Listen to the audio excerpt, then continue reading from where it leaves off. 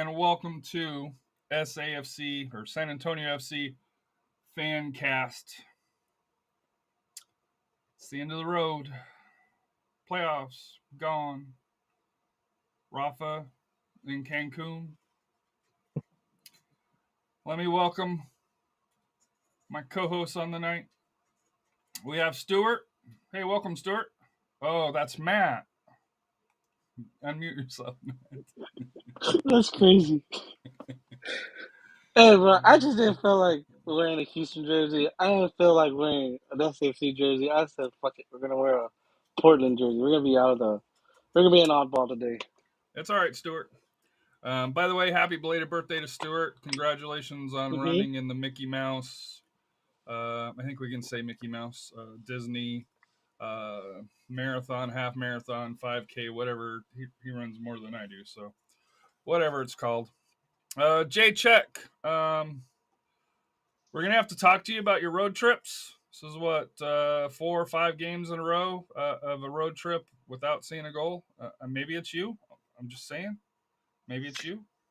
Hey, like I told you guys in the group chat, for one, there was also a match in there that we did not attend that SAFC also came up empty in. And there were also times this year when SAFC not only scored, but won at matches on the road that we attended. So it's I not don't remember those. And you know what? Well, El Paso, I know at least, was one of them. And also, for what it's worth, if it is us, it's my parents, not me. So I will never throw Ginny and Mike under the bus. I will throw you will. under the bus, but I will not. So, okay. That's putting bad karma. Family drama is family drama, but the checks nothing but praise on our side here. Rafa, I can see your router looks better. Your mic's good. But we're still kind of hiccupy, at least pre-show. Maybe you got the rabbits running a little bit faster for the live show. Maybe it's a damn. Nope.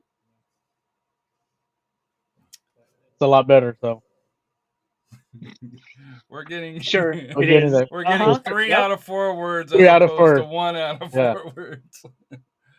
But we discussed it earlier on Rafa's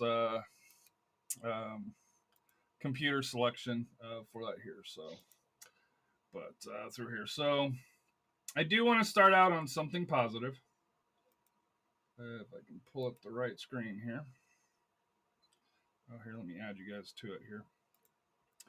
There was a big match involving a San Antonio team.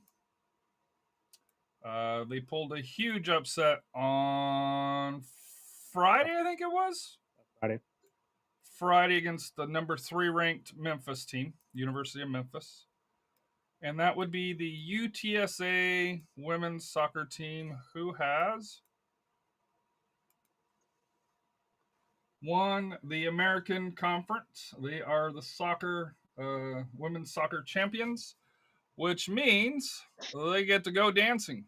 So tomorrow, if you follow on ncaa.com, they're going to do the live show of where the UTSA women will be playing. I believe it's their first postseason NCAA tournament bid. I'm pretty sure on that.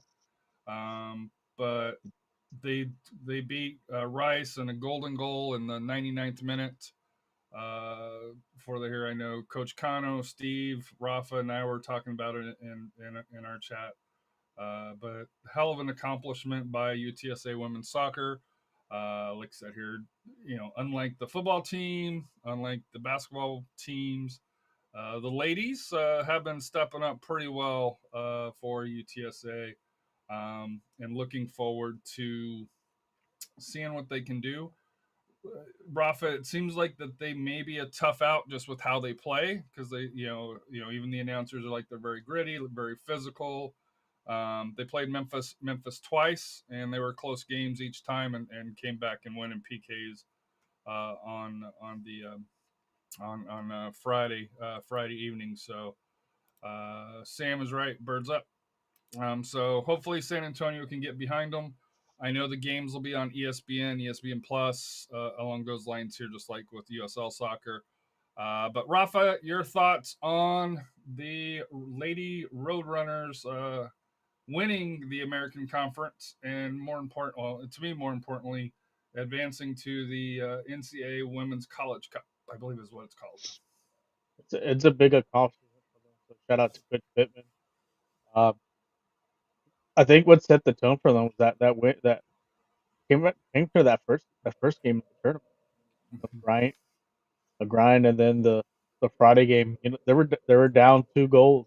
They Yeah. pretty much they thought I thought I was like, oh no, this could be it. But knowing Coach Pittman, I know that with this team they were going to fight to the end, and they found a way. And I think this season that's what they've been very successful. They have a winning record. They've all the games have they've been close. So for them to get big win, big signature win for being in this conference, because they did win the conference tournament when they were with Conference USA, but kind of going a little step up. This is winning this one. And that was a good game with Rice. It was back and forth because Rice kind of took the similar path too. Yeah. They tied back and forth, and they had the golden goal. So they're at the 99th minute, and now they're gonna get to go dancing. We'll see who they get to dance with. Yeah, I won't lie. I thought it was going to PKs just on how the game was playing out that late there. Jonathan, Matt, Stuart, any thoughts on UTSA advancing into the NCAA Women's Cup? I mean, it's a shocker, like, to have a college from San Antonio in a major tournament. I can say that for sure. For Division One, Yeah. Division 3, St. Trinity. What's the other school that does very well? Trinity.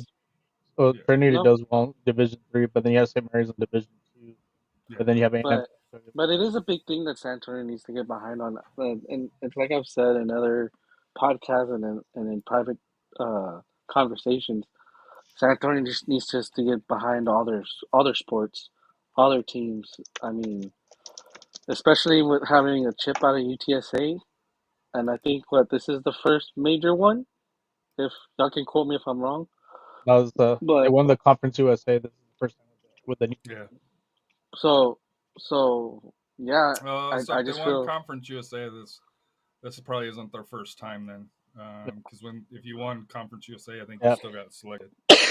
but you get what I mean. Like, I think San Antonio needs to get more and more behind their colleges and any team that's here, and not just give everything to the Spurs. So, but and people can go back and forth with me about that on another topic. But yeah, I'm proud of them.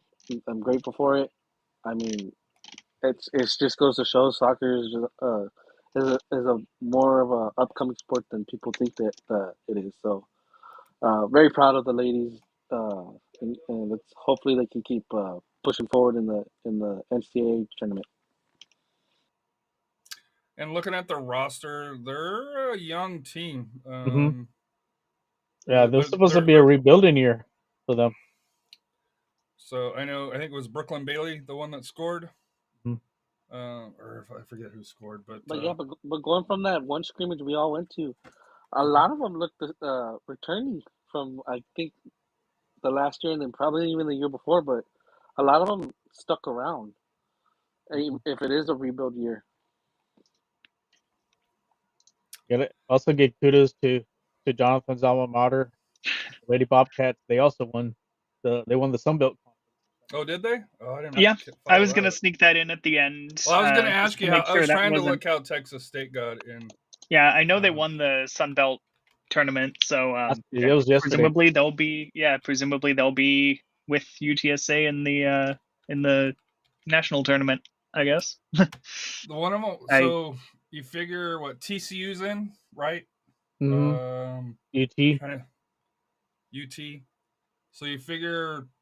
What about who else is the? I think Houston Christian. I think they won their conference. So they're in. So you got for sure. You have 4 Texas teams. Maybe a fifth. I guess maybe a fifth. I don't know if A&M got in or not. I know A&M didn't win, but let's see what their.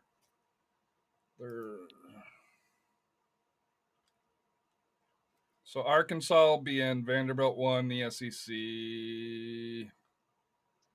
A&M won't be in. Texas won't be in either. Oh, really? Oh, Yeah, Texas was. Oh, let me just make sure this is this year. I'm almost positive. Yeah, 2025. Yeah, Texas finished 2-8, 2-8, and 4-12 and 1. A&M finished 5-7 and 5. So no, Texas and Texas A&M won't be in. Arkansas could be, which would be interesting locally. I've seen them play. They got a good spot. So TCU's number 5, Kansas, Colorado, Big 12. BYU, I think BYU won the Big 12 actually. So for that here, Arkansas. So yeah, TCU is probably the only big power conference Texas team. So it'll be interesting to see who goes where. And I think didn't UTSA play TCU or did they play Yeah, them they way played them back? a few years ago in the first round, but they also played them recently. I think it was a close one. I think Yeah, they played 'em this lost year. 1-0 here on August 17th. So So they can compete with any team. So, to me, like I said, huge congratulations. Maybe this week, before I head up to Dallas, maybe we can do kind of a UTSA kind of playoff. Maybe see if we can reach out to Coach Kano for that here because I know he follows that a lot closer than I do. But yeah, Texas A&M, Texas A&M won't be. I don't believe Houston. But I think locally, as far as big schools, Arkansas, TCU will most likely be locally where they travel. Because no offense to Texas State or UTSA, I doubt they're hosting the first round for that here. But maybe let's not forget Vermont won it last year on the men's side. So, congratulations to Texas State and UTSA. I should have prepared a little bit more for Texas State. My bad, Jonathan. I was going to rib you a little bit with Texas State because both of our football programs, despite Texas State winning, has not gone well. What do you mean Texas State winning? It's been about a month now. And then I don't know if you guys saw, but the Texas State Louisiana end of the football game was not a pretty sight, although it wasn't the ugliest one for that here. So unfortunately, a fight between the two teams. So, but Texas State is moving to the Pac-12 next year, right? I believe it's next year. So yeah, this was the last year in Sun Belt. That will be interesting for that here. So yeah, moving on to the business. Oh wait, we got Royce trying to hop on.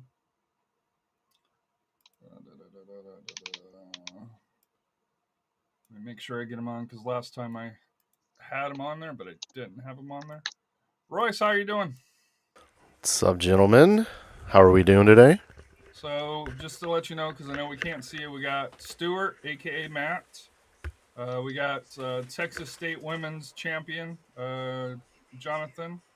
I had nothing to do with it, but I'll celebrate it happily. We got Trophy Rafa with Copatejas in Cancun. I got 7-2 Denver Broncos here because we are the best team in the NFL for that here. And Royce didn't even know his own record 8-2. Wow. Well, true fan. Do we really count that last game against the Raiders? Cause what a true fan. That was an ugly win. So, the Spurs are 7-2. That's right. Wow. Yeah. Matt, you seem shocked. But any thoughts on UTSA winning the Conference USA or not Conference USA, the American Conference and clinching a bid to the NCAA Women's Cup? Birds up. Birds all the way up. All right, so moving to the injuries. Paderas, Canali. I was kind of surprised Canali didn't come back. Lacava, Muhammad Awar was added, I believe, right, to the preliminary report. Lacava underwent surgery for an abdomen injury for that here. Yeah, seems like a sports hernia. And Cornali did have shoulder surgery, and it seems like it ended up being season-ending shoulder surgery. I think they had faith that he may be able to come back, but I don't think he was ever ready. I mean, for what it's worth, I don't know if I pointed it out back when this was all happening in August, September, but SAFC didn't say it was a season-ending injury. They left the door open, probably with the intention that maybe if they extended the season long enough, he might be able to come back. But they only got the one extra week, and spoiler alert. Only one playoff match, only one extra at the end of the season. So didn't give him a longer runway to return. I have a feeling Johnson's just gonna ream us about us trying to have so much hope from that playoff. I'm just like kind of waiting for it in a sense, like sitting in the principal's office, like, what did I tell you? What did I tell you? Why you gotta bring up bad things, Stuart? So the lineup: Santiago, Jorge, Luke, Soto, Lucio, Nelson, Blanco, Reese Buckmaster, Alexis Soe, Mitch, Noah, and Richard Sanchez. On the bench: Saleem, Neville, Madranda, Hernandez, Grieve, Pacheco, Walker, and Daniel Nami is the backup goalkeeper. I'll start. I hate that we came out with a 3-man back line. I did not like it. To me, it set the tone where with what we have, I think it's more defensive. And for SAFC, in order for them to win, they needed to come out with more of a firepower, more of a push. And as we saw, New Mexico got the goal. And in my chat with my friends from United Front that does the New Mexico podcast, I was like, it's over, because I didn't have any confidence that SanAntonio was going to come back against them, and especially if they don't answer immediately for that here. We'll go with you, Royce. Your thoughts on the starting lineup and formation, although the profile from SAFC was the standard 4-4-2, but we know when it lined up here, at least according to our man in the booth. And I think also from the TV show, it said it was a 3-man back line with wingbacks to make it 5 when defending. Yeah, that's been interesting, right? Because we normally complain ESPN has has the formation wrong, and then toward the end of the season, I think everybody just kept getting it wrong. I mean, it is what it is. It's about what I expected. It's a very similar lineup to what we had against El Paso, and that seemed to be really successful. Spoiler alert for the end, it really it didn't end up generating the same amount of offense as the game against El Paso, but that's kind of what I figured they'd do.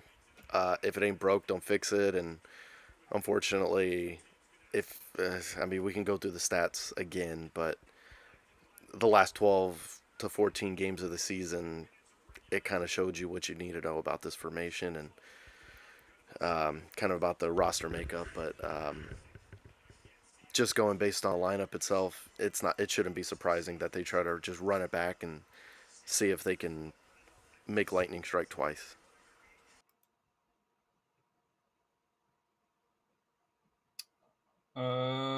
Jonathan, your thoughts?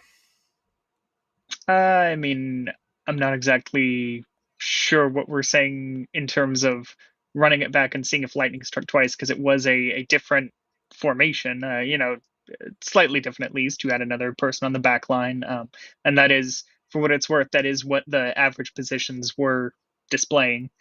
But I think it's important to remember after the El Paso match, everyone's saying, "Oh, SAFC scored 5 goals! Wow!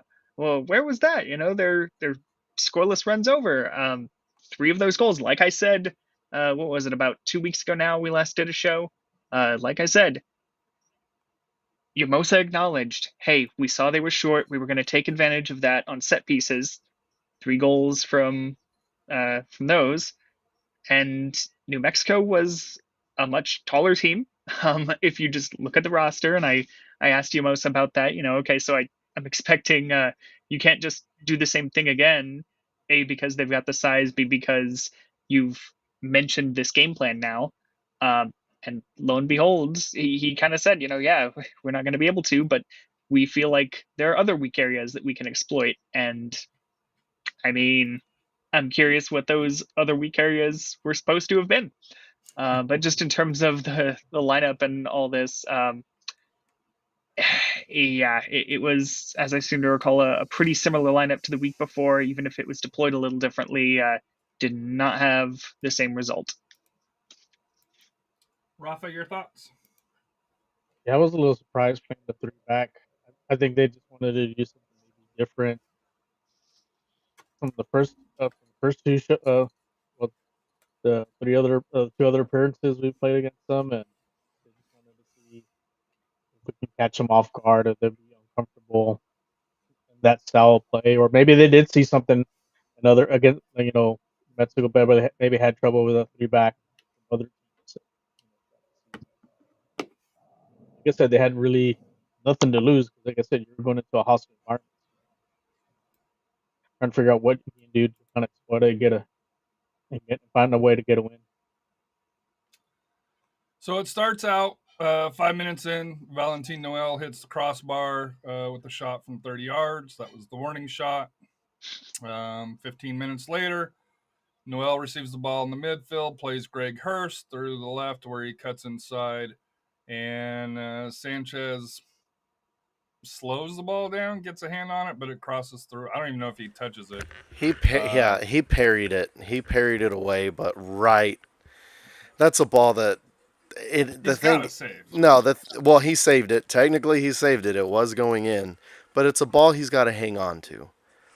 And that was a thing that we saw a lot this season, and a big difference between Farr and a big difference between Cisniega that we had our last couple goalkeepers against Sanchez this season is that Sanchez, he parries a lot. He doesn't hold on to the ball a lot, and that puts the ball right back into dangerous areas. And a lot of teams have really had that, had a winger really follow up on a lot of shots, expecting a lot of rebounds, because that would be a stat that I'm going to look into before our, we're going to do a series, spoiler alert, peek behind the curtain. We're going to do a bunch of these kind of retrospective shows. We're just going to talk about the game in this one, but we're going to, we're going to go over the roster as a whole in another game and what we need to do to build and yada yada as the offseason continues. But Sanchez did give up a lot of rebounds, and that was just another rebound he gave up. Put it right towards, was it Akele that scored? Yeah. And Akele was there on the back post. And another thing is, once again, we had a left back that didn't block a forward running to the far post. That's another issue that we've had, is marking guys, making that run toward the back post. And it happened again. So, left is Mitch, right? Are you calling out Mitch, or are you calling out... Left back. Who's the left back? And so this ends up being the problem then, is you suddenly have this 3-man backline, you have this formation change, and you question, okay, should that have been Mitchell Tainer's guy, or should that have been Nelson Flores Blanco's guy? Who knows? New system, so I don't know how they're supposed to match up against their opposition now. That's your left winger there. We're playing a 3-5-2. The Horo's on the left side, on the outside. Correct. That's the left back. It's a left wing back. That's their responsibility, as that back post. So it was probably Blanco then. Correct. Yeah, that's something. And I'm not trying to call out Mitch, just to me, because to be fair, playing on this. Remember both. Remember when you're playing a 3-back, they're gonna stay compact like a triangle. I used to play because I've played it. Because basically you're playing a zone defense. I used to call it the Bermuda Triangle. And the responsibility for your outside backs. They have to trail back into the backside all the time. So it's really not much of a Mitch, whereas in the three, they're gonna stay compact in the middle, kind of close gaps there.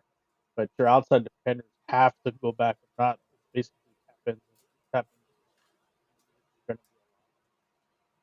And we've lost you, Rafa. To me, though, this all goes, and Matt, like I said here, I'll let you get a soon. To me, like we can talk about the defensive laps, whether it's Tainer or Nelson Blanco. To me, this was all on Sanchez. Sanchez has to stop that ball. Period. Matt, your thoughts on the first goal? I mean, it's a combination of the. To me, it was a combination of the two. But at the end of the day, Harry is right. Sanchez, he needs to stop parrying and start holding on to him, because I don't know how many times he's parried away and it goes right back into the opponent's possession. So uh, take it with a grain of salt now, because I mean we'll see how it goes next year. But Well, he won't. Well, I'm going to say this. I do not think Sanchez will be back next year. Yeah, we're not doing the roster show now, but Sanchez does not have an option. If Sanchez is back next year, that's... I will riot a little bit. I'm not gonna lie, I probably will riot just a little bit. Jonathan's like, I can't wait for that when they announce Richard Sanchez has signed a multi-year deal. I mean, the question of whether he should be back is a different question from whether he will be back. That's all I'm gonna say. Not that I have any knowledge of whether or not he's coming back, but they're different questions, and they may have different answers. But at the same time, you got to question from it going from a three for it being a three back for a very forward New Mexico team. I don't understand why we didn't have a four instead of the three, and and no and also with the lineup, I just didn't see why Harvey wasn't already on there and why Pacheco wasn't up top, because if we needed to get the kill, we needed the kill, because I felt like we were just sitting back too much. Well, a three back doesn't mean just three back. It means a five back basically. It means that there's three center backs and the two wing backs or full backs. So in a quote normal formation, you'll have two center backs and two full backs. So it's a four in the back. But in this situation, we say three back because there's three center backs. So really, there's five back. So you add another to be more defensive, because we know how dangerous New Mexico is and was. So that's why they went with that, and they went with a more defensive, pragmatic lineup. The big issue is, so the biggest issue I saw in this game, if we want to talk about gameplay, is when we played El Paso had a very high back line. Their back line was very high because they were trying to keep the pressure on. So we had a lot of space behind them. So once we got behind them, when Luke dribbled or Patino got the ball and dribbled, we had a lot of space behind them, and we had, instead of going at them, we were running by them and running along with them, which created a lot of space for us. New Mexico saw that, and their back line was very low. They had a very low back line to cover that, but their midfield was very high, and there was a huge gap the entire game between the New Mexico midfield and the New Mexico back line, and we never exploited that space. We never had anybody sitting there, and when they were there on the occasion, i.e. Patino, we never got him the ball. We never found him, and we fell into the trap of New Mexico's press. If we would have kept our wits about us and try to find that space in between, there was a lot of space in between there. But that's kind of what happens whenever you give that one extra forward or one extra midfielder up, is that you don't have the manpower to really fill that space because you have that guy in your back line. So it's just kind of one of those, and you're damned if you do, damned if you don't, and we just didn't exploit that well enough as a team.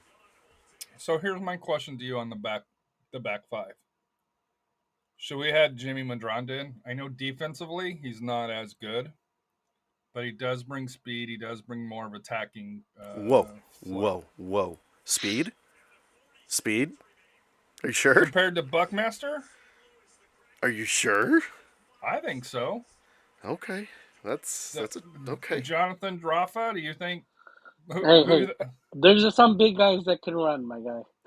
Some big guys can run. I think No, I don't think he's faster than Nelson Blanco. no. I think you bring him in, for offense, for an attack. If you're gonna do the 3-5, if you're gonna do the 3-5-2, or or 5-3, yeah, when you're really defending with a threat 5-3-2, I don't see him.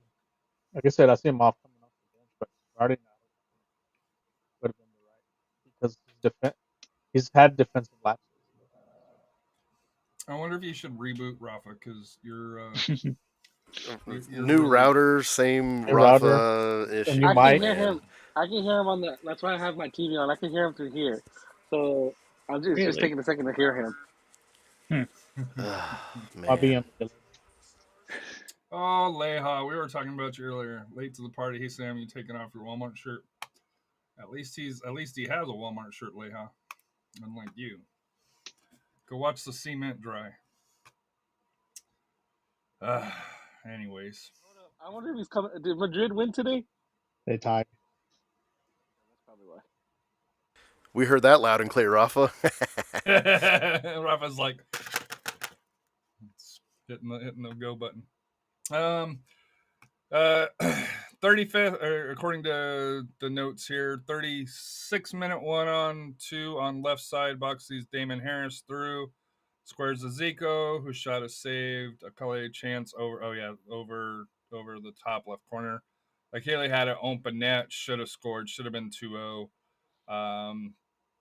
The only chance, 39th minute, SAFC corner, half cleared, comes to Jorge on the left, and his cross is headed firmly by Patino in the box, drawing a solid parry from Chris Shakes, the goalkeeper for New Mexico.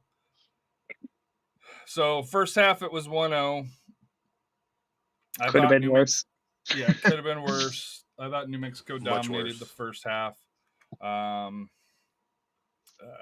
a SAFC fan, once they scored the goal, once they really came out in the first 5 minutes with Valentin Noel's hit off the crossbar, that was the warning shot. I did not feel confident. You hoped maybe there would be some adjustments in the second half. And that's one thing on this team that I kind of question. And I know we've hinted at this before. Jonathan's mentioned this before. The lack of adjustments or I believe it's Jonathan. If it's not Jonathan, I'm sorry. The lack of second half adjustments where other teams are adjusting, but not necessarily SanAntonio FC for that here. In the 58th minute, Kip Keller, who I hopefully will see in SanAntonio FC colors next year, if he's free, because I really like him. Receives the ball, steps up, threads the needle to Noel, who receives it and fires into the bottom left corner. So we're down 2-0. And the final note: SAFC only team to concede multiple goals in the first. Oh, go ahead. Well, and let's also just, since we're talking about all these New Mexico chances, they even had another chance in the 81st minute. SAFC falling victim to a very high press, gives the ball away practically near its own end line, and Sergio Rivas almost scores from that. So just New Mexico dominant and creating all these chances. As you were about to say, Harry, and I'll take this point over because I think we had both kind of pointed it out, but SAFC was the only team to concede multiple goals in that first round of matches, or if you want to see it a different way, New Mexico is the only team to score multiple goals. But that was the high watermark of 2 goals. It could have been 3, 4, 5 based on all these notes. SAFC is almost lucky in a sense that it was only 2 goals. Keep in mind, there were To be only fair- 6 goals scored in the first round, and SAFC allowed a third of it. To be fair though, it doesn't matter if you lose 1-0 or 100-0. You still lost. It don't matter. And Yeah, once you in the give up, playoffs. but hold on, but once you give up that one goal, you got to go forward and you got to try to create chances with reckless abandon, and that's kind of why you give those up. And that's kind of what happened with that second goal. Well, hold on. It was a heartbreaker because you still had the 3 back. You had Dolomeyer in the middle, and you had him make, besides Sanchez not holding on to the ball and parrying it, the second worst mistake of the game. Dolomeyer nowhere near. Who got threaded through? What was his name? Who scored the second goal? It wasn't Rivas. Noel, thank you. Yeah. The pass went through to Noel. Dolomeyer went to try to go for a slide tackle in the middle. Left all sorts of space. Missed it. It wasn't even close. If he stays on his feet and kind of shows the guy to the baseline, that chance is probably snuffed out because you have 3 guys back. But the issue was that he went down. He took himself out of the play. And Sawahi had to come over and try to cover for him. And just as he's getting to the player, to Noel kicks it between his legs, takes a shot, really nice angle. Sanchez, that would have been a tough save if we would have gotten it. And 2-0 pretty much puts the game to bed. But the biggest mistake was there on that through ball that Dolomeyer, for whatever reason, decides he needs a slide tackle there. He needs to stay on his feet and just show the guy to the end line. So, Sam brings up a point, and I want to know, do y'all think it's true? Did the product and experience of the players really go down?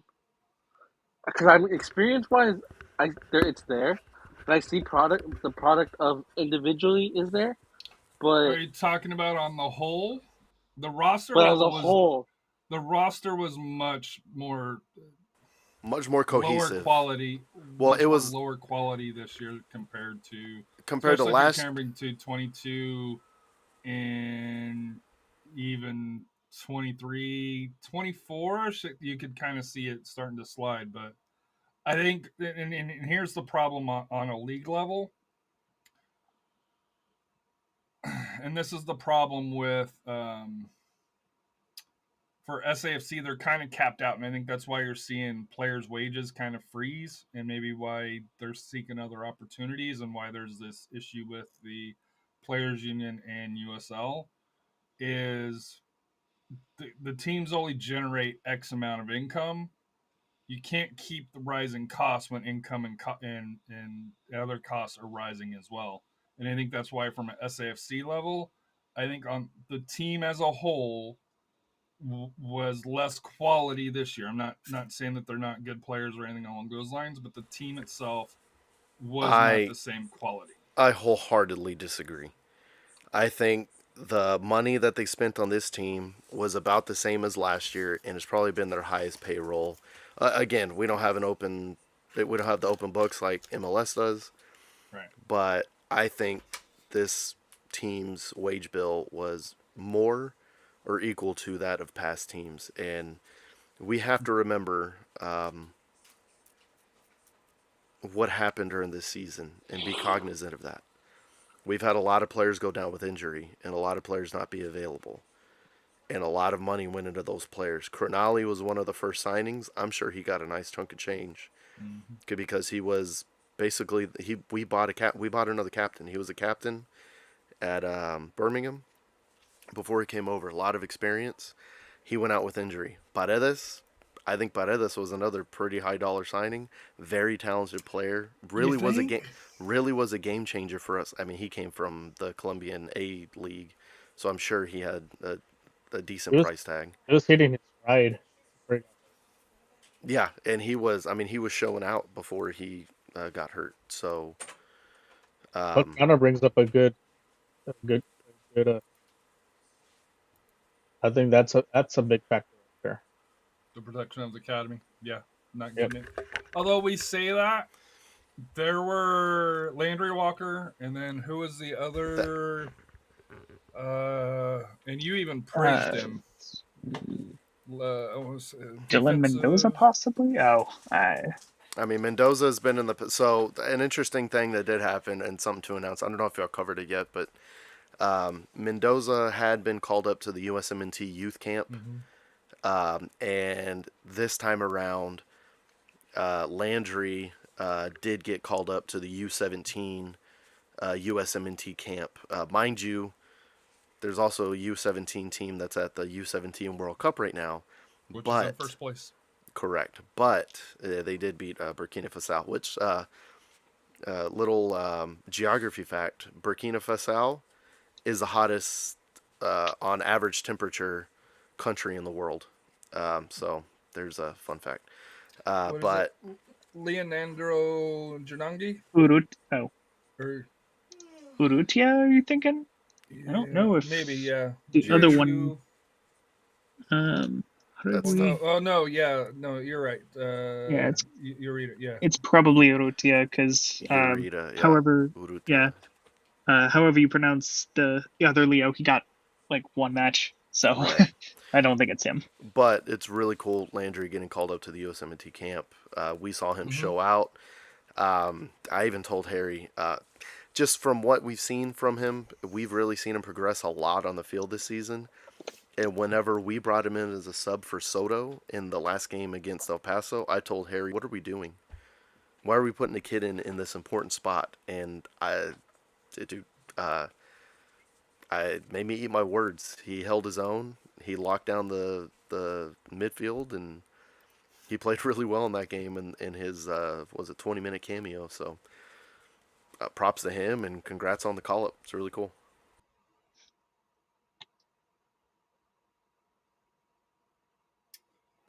So, thank you, fans. SAFC, Robert's front and center as always. Even though he's a Vikings fan. Who lost today, by the way. Congrats to the Vikings. You're just happy that they fucking lost. I am. So I'm just happy that Liverpool lost. That's all I care about. Oh, hey, we're just gonna do a cheer. Hey, let's do a cheers. Everton won, which is nice, but Liverpool losing, Everton winning is good. That. Liverpool losing is just that much better. Hey, next season. I don't understand how Newcastle's doing well in Champions League and can't win a game in the Premier League. To Brentford. They got rolled today. But yeah, that's a whole separate discussion. Any final thoughts on SAFC season? I know we're going to go into a lot more in detail. So I thought for this game, I picked them when I was on the United Front podcast because obviously I'm a SanAntonio fan, so I'm going to pick them to win. Got to stay loyal. However, New Mexico is the better team down the stretch. I don't think that's even up for debate. More importantly, they were the healthier team going down the stretch. Yeah, healthier team. I'm not buying too much into the injury narrative, at least for this one match. I mean, like we alluded to earlier, it's a playoff match. All that matters is this one match, the result you get. And SAFC had a few people out with injury, and no sudden additions to the injury list besides Mohamed Omar. You knew the roster you had. It was a performance thing. The guys they had just didn't get it together at the end of the season. If you look at the form, it's actually, I would say, kind of reminiscent of 2023. SAFC hit some heights earlier in the season, but fell off toward the end. Go figure, they crash out in the playoffs pretty early. Similar thing, in fact, in 2020, even in that shortened season. You end the season on poor form, and you have no momentum. And in that case, even, you're hosting New Mexico, but you don't have the form. And that's something similar that happened here. And we always say this, when SAFC is either winning, like they did the first 4 matches of the season, or start to hit some rough patches, it's not how you start, it's how you finish. Now, I would argue you want to do well enough throughout the season to have a good placement. We saw in 2022 how hosting every single match can help you, but if nothing else, you need momentum at the end of the season, and SAFC did not have that at all. Agreed. I will say though, kind of as an overarching thing, and again, we'll get into this in the next few shows that we get to, but the roster the roster build from this year compared to last year was night and day. It was a lot more cohesive.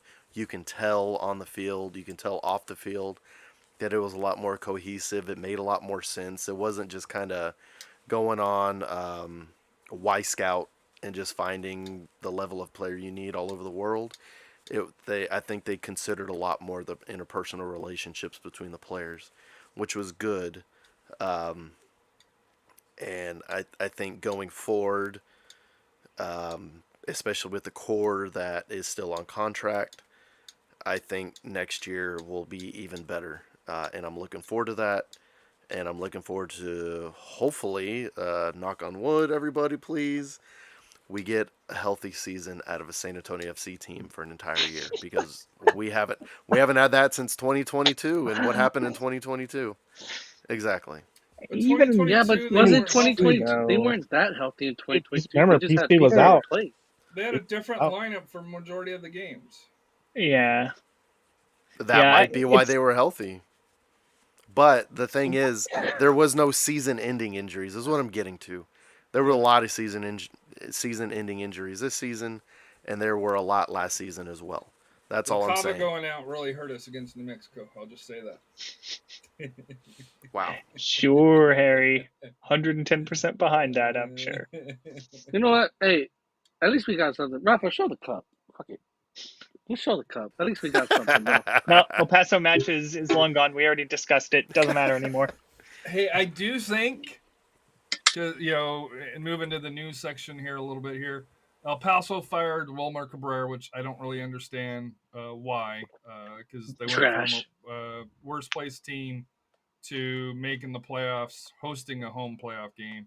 And they didn't even really rebuild the roster all that much with stars or anything. They really kind of went low budget on the roster, and Wilmer Cabrera really did. He had a really successful season with them. I don't understand what the heck they're doing either. I But think hey, he it's El got Paso. Who fired cares? because of the 5-0 loss to, or the 5-2 loss to San Antonio. I'm pretty sure that was the game that sealed the deal for it, because they gave up 5 goals to a team that hadn't scored.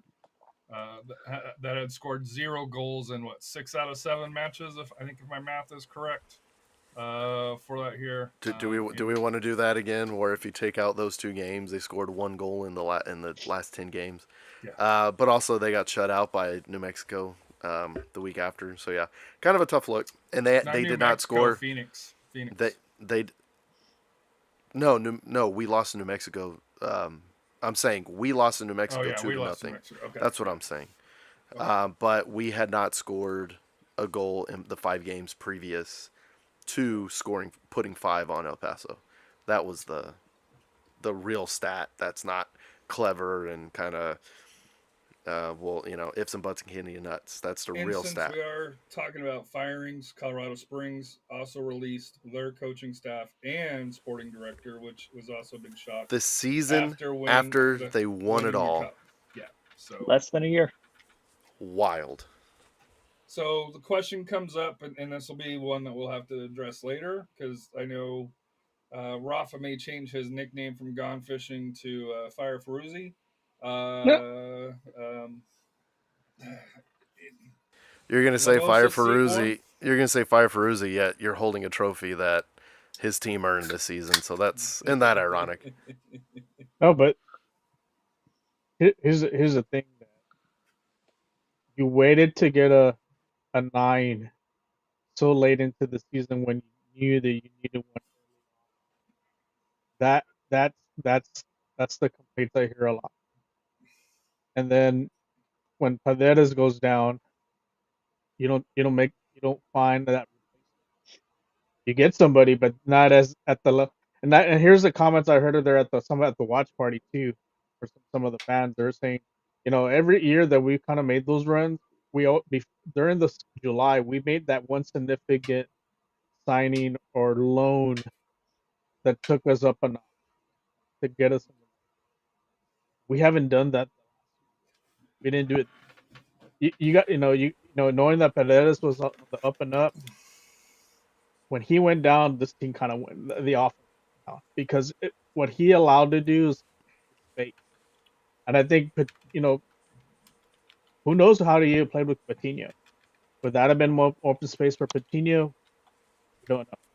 But you had to find players that we just did not have speed up top, and I think that's when we played teams with speed that we just couldn't. And that's what hurt us, especially like with the New Mexico speed up top. We just couldn't keep up. So this was the first year, and Jonathan is right that this was the first year that SAFC did not have a MLS loan, which shocks me coming from the background of Lamosa and Ferruzzi for that. Ferruzzi himself has not capitalized on getting the loans from MLS that I thought that he would be able to do for that here. But to me, that is just going to be kind of a question that we're going to talk about when it comes to changes for SFC roster staff along those lines here. But with two significant moves out west, with El Paso and Colorado Springs making changes for that here. The other big news, North Carolina, they ended up losing yesterday to Rhode Island. Their owner decided that we're gonna sit out 2 years maybe, because he doesn't have a USL license anymore because it expired. But he's gonna try to buy directly into the USL Div 1. I expect them to rebrand. He's trying to get a new Division 1 stadium for that here, but we already have our first casualty of USL Championship teams, and it is North Carolina, who, fun fact, was in Championship, self-relegated to League One, promoted after winning a title, so got promoted back to USL, Championship, lasted 2 years, and decided to call it quits. Any thoughts on that, Jonathan, and then anybody else that wants to chime in? So really quick, I just counted on my fingers, if anyone noticed that, within about a 6-season span, North Carolina will have played in, assuming they get into D1 in 2028, they will have played in the first division, the second division, the third division, and just not existed for a couple years within a 6-year span. That's ridiculous. I'm sorry. And I get that they're losing money, but it just feels so cheap to, I would almost be okay if he said, hey, I need to take a couple years, but I'll come back at the championship level. Okay, fine. You're coming back at the level you were at. Sure.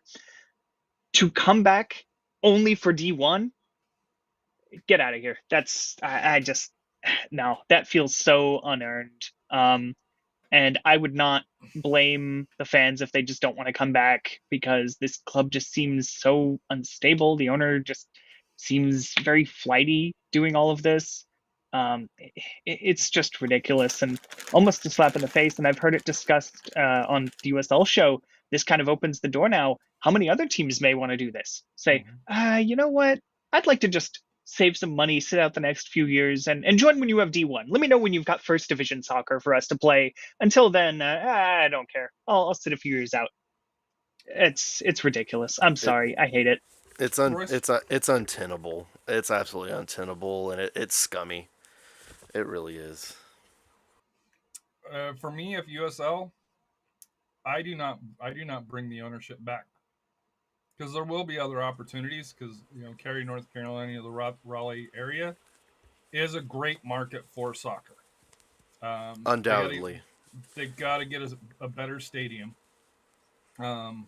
But even the facility they're in isn't a horrible stadium.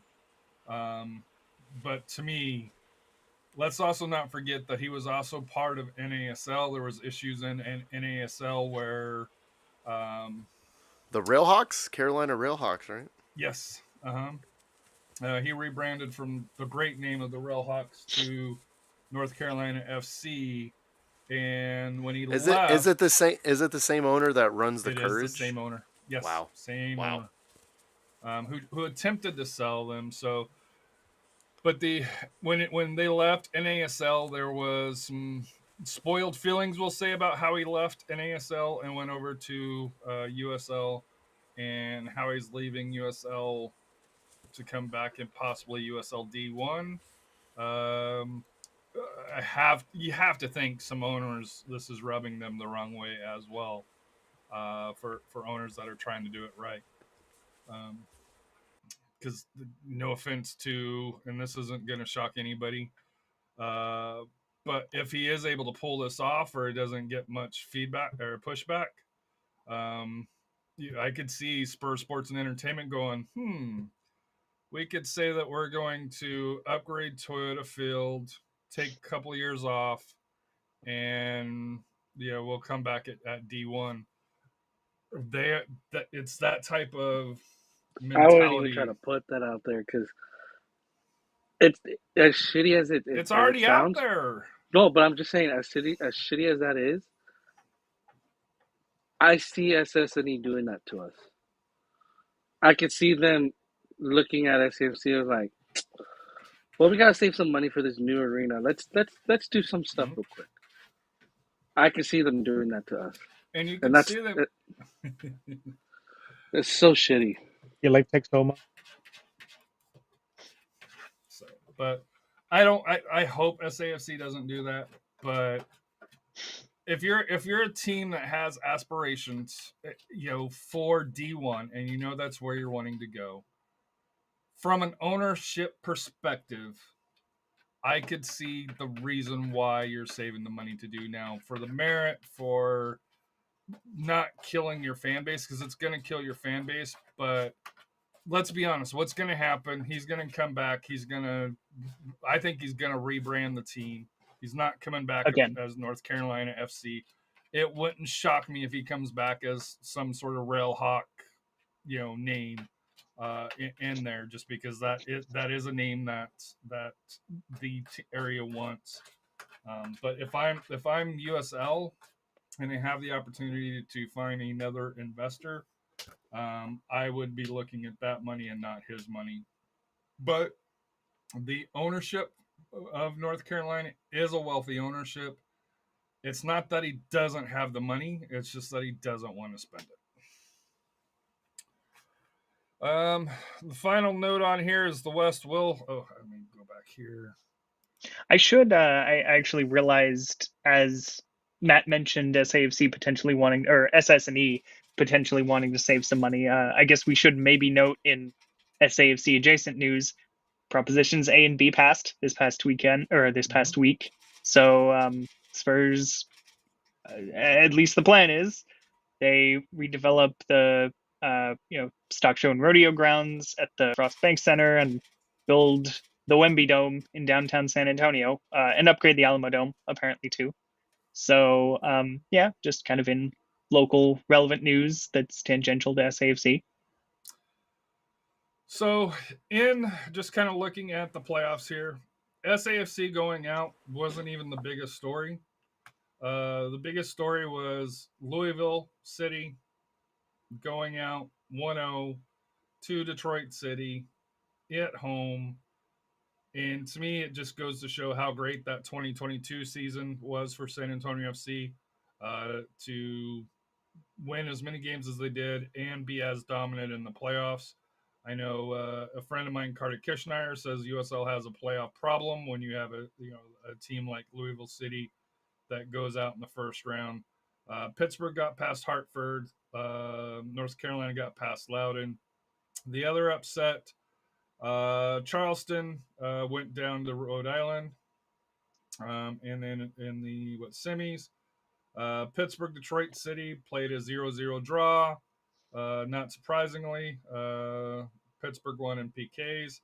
Rhode Island won 2-0 late against North Carolina, which wasn't shocking after the news broke that North Carolina was going to fold. So in the East, you have Pittsburgh hosting Rhode Island. Rhode Island 2 years in the league, 2 years in the Eastern Conference Final. Let's see if they can make the USL Championship in back-to-back years. Out West, Tulsa got a late winner against Colorado Springs. Rising beat Locomotive. I think it was in PKs, right? PKs 1-0. We know SAFC. And Rodrigo Lopez, unfortunately, red card, and also a midfielder for Orange County. One of their got an ugly Chris incident, Hagart. and Chris Hagart in what, the 106th minute, I think it was, an extra time. Question. So what was I saw the replay of it. I didn't understand what the reason was. For Rojos? The red. Because he punched him and kicked him. He did the old, what I call a wrestling punch, where he's on top of you, and he clearly punched him. So Roro punched him. Mm-hmm. Clearly. Yeah. Okay. Hell of a way to go. And then in the semis, for Phoenix Rising, heartbreaking 122nd minute goal.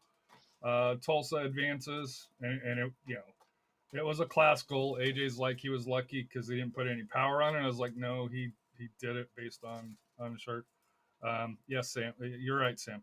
Allegedly punched him, although there's video evidence. New Mexico got by Orange County with a late goal as well. So Tulsa hosts New Mexico. The winner of that match will host, which means that USL Championship Playoffs or title will either be played in Tulsa on a baseball field or at the lab in New Mexico on a baseball field. The other thing here is it is on, I think it's the 22nd, which is a Saturday. It is a noon kickoff no matter where the game is played because it's on CBS. Noon Eastern time, I think, Eastern if it's time, like yes. last year. Noon Eastern time. So either Why? 11 or 10 local time. Why? Because CBS says, hey, would you guys like to be on our flagship network? And USL says, sure, what time? Noon Eastern time? Okay, sure, we'll take it. So, I mean, it's ridiculous because there is conceivably a world where, say Sacramento advanced a little bit, you could have a 9 a.m. match. I mean, how ridiculous is that? But USL I don't know. Hold on. wants to be on national TV. Hold on. I don't know. Coffee and maybe an Irish coffee during a morning soccer game? You go on. I'm listening. Go on. I'm listening. I'm not gonna lie. It'd be a cheap tailgate to do potato and egg tacos or bacon and egg tacos. That'd be a cheap tailgate. I'm not gonna lie. Note how Royce revised it from coffee to Irish coffee. Well, it could be both. That's the only way it's bearable, huh? Could be both. I could do coffee. What are we talking about? I could do coffee and then a both morning soccer game. But we drink like men over here. We don't do freaking mimosas and all that bullshit. That's why I said I'm throwing a jab. That's why I said coffee and Irish coffee. You just throw some whiskey in coffee. Matt? You'd be drinking whatever's out there, dude. I will say that though, whiskey stuff from San Diego. Rafa, I don't know what you did, but your audio's coming through a lot clearer, and you're not fading. I don't know if you hit your mic or what you did. But real quick, I will say this season, one of the coolest experiences that we've had, or that I've had at Toyota Field, was the day game. Despite the loss to Phoenix, having a day game was really cool, and I really want to see if they can do that one or two more times during the season. That was great. I really enjoyed that. What game was it? It was like the fifth match. It was the First Phoenix one in match, April. and it was in April. Yeah, because it wasn't that hot. Like a 3:00 kickoff, right? That's correct. It was 3:00. Yeah. So that kind of wraps up at least what we have scheduled here. Tulsa, New Mexico should be a fun one. I do like that from a USL aspect that they did space it out. 6:30 kickoff for Pittsburgh, Rhode Island. 8:30 kickoff for Tulsa, New Mexico. There could be a little bit of overlap if there does go to extra time PKs. But from mute button when we cough, please. Come on now, dude. You're talking about Stewart here. Come on. Damn it, Stewart. Final thoughts. We'll go with you, Stewart. Thoughts on this topic, or we're doing complete final thoughts? Dude, we're at an hour and 6 minutes. Come on, we got to get out of here. Royce is going to kick Dang. my ass. So, little did everybody know, and I think Harry and Ralph are the only ones that know completely. We got reached out from Brooklyn FC about helping them grow their supporter group. We were the only ones that responded. We were the only ones who were adamant to help them. And apparently, to them, we had the best logo. So between us and 2-0 Alliance, we both had the best logos. So we had that. I had that meeting on Friday, and they generally want us to go out there and help them out whenever we get the chance to go out. But he said they invited us over. They said whenever you get out here, just let us know. Go hang out and talk a little more. But yeah, I was shocked to be in that meeting, and they said that they were just trying to figure out more of how to welcome other supporter groups, how to build theirs a little bit more, because apparently it's like 10 people from the women's side. And bottom line, I just pretty much told them, just listen to your fans. At the end of the day, that's the best thing you can do, is just listen to the supporter groups and hear them out. But besides from that, if Sam's still in there, hey, big F you, bro. I got my tie against Tottenham, and that's all I'm happy about right now. And How also far have the mighty have fallen? Wow. And don't get a bunch of. We told them also don't get a bunch of influencers on your supporter group as well that have bad mustaches. Yeah, they're supposed to reach out to us if they have any questions too. So that part was pretty great. But at the end of the day, it's shocking that they reached out and to every USL 1, 2, and champion, and we're the only ones who responded. Is the crazy part. They're gonna start the Mamdani Ultras over there. Is that what's happening? But they're in Brooklyn, right? Come on, dude. It'll be what? It'll be in Brooklyn. It's on a. Jay-Z's? They're playing in a baseball park. They're playing where the Cosmos used to play out on Coney out there in Coney Island. The Warriors are gonna do the little thing with the little bottle. All right, get us out of here. Jonathan, you have any final thoughts? 10th season has come and gone. I hope all the festivities around it were exciting for the fans who took part.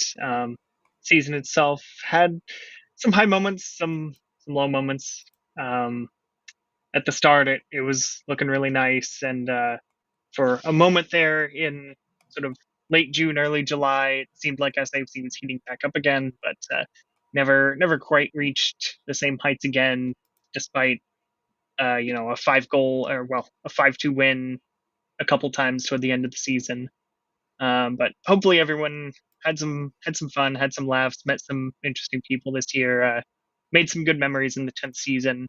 Hopefully listening to our show kind of entertained you, informed you. Hopefully some of, not to toot my own horn, but hopefully some of my own writing kept people informed, helped people keep up with the team, even as I know sometimes it's a little hard to read about, oh, hey, SAFC failed to score again. I can understand people not really caring, wanting to move on. But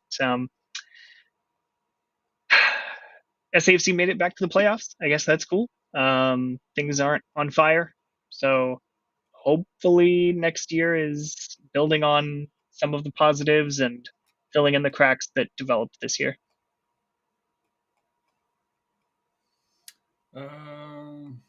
Royce or Matt? Or not Matt, Royce or Rafa. Go ahead, Rafa. Final thoughts. Like I said, up and down season. Like I said, just props to Coach. He did get us. He does deserve props. Plus, also him always coming to see us. They're at the supporter groups and also we just look forward to see what kind of changes are going to be made in 2026. I think there is somewhat of a foundation built there. Can we get back, take a next step? Take what can we do? Can we build upon this? And I think, like I said, I have the utmost respect for Coach Mosa. I think he's all right. I think he's a good fit for the team. Good, just really embracing to the community. So good, so props to him.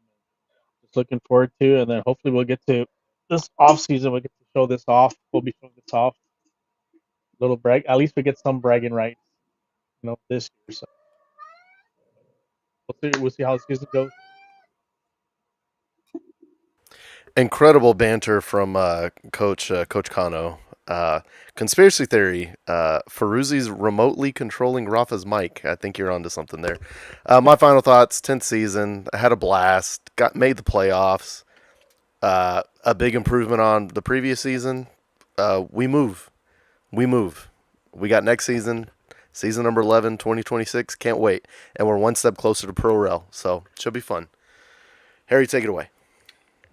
My final thought, number one, thank you, Tulsa Mario. Good luck this weekend on Tulsa. Hopefully advancing to their first USL Championship for here. Going to end the show a little bit with sad news, but Southwest High School softball pitcher Angelina Terrazas unfortunately lost her battle with ovarian cancer today here. So young. I know we've all been affected with individuals and family members and stuff with cancer. So, like I said here, thoughts and prayers to the Southwest High School community. I know Southwest Legacy, Medina Valley, and other schools have all put out, well wishes. And we, I know we're not a softball show, but we do. Our core was started with high school soccer. So when this did come across my timeline here, I did want to make mention of it because Southwest is a school that I know Jay plays. I know Rafa goes to quite a bit. Matt on the south side has history with Southwest as well. So thoughts and prayers to the Dragon Nation for that here. And like I said here, thoughts and prayers to the Terrazas family for that here. Losing a daughter, losing a child due to cancer. Never easy for that here. But thoughts and prayers, everybody. Take care of yourself. If you ever need anybody to talk to, like I said, reach out to any of us. Reach out to any of the USL podcasts for that here. But what's life? We are. I was gonna say, what's life without goals? That would be SAFC. So. You didn't have to. A party shot. You didn't have to. How about what's life without podcast audio, Rafa? Yeah, there you go. Good Lord. Get us out of here. What's life?